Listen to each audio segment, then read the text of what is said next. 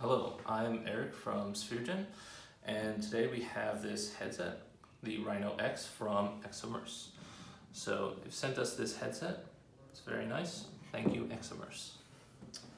So I'm just going to spin it around here and open it up. Get right to the unboxing. Look at that. That is the contents of a box.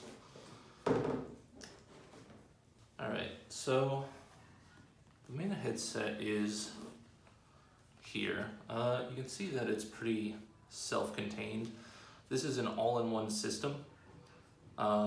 So basically all of the calculations, all of the graphics and everything is handled in here. This is more or less a modified phone that's running this system. And you have the removable battery and chargeable with USB-C. So I'm just gonna put that off for the side for now and take a look at the controller here.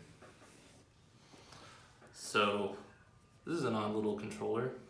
I'm not quite sure what all of these little reflective surfaces are. Usually they're for tracking of some kind, but I just haven't seen a design that's quite like this. So that'll be interesting to see how well they work. But other than that, it seems like a pretty standard controller. Okay, and yeah, let's take a look at the lens next. So this little box here, this little pouch contains the lens. It's just a nice little storage pouch.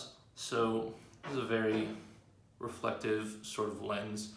The way that it actually works is that it projects the light in here, and that sort of from the phone reflects back into your eyes. So the phone is pointed away, but the lens redirects the light to you.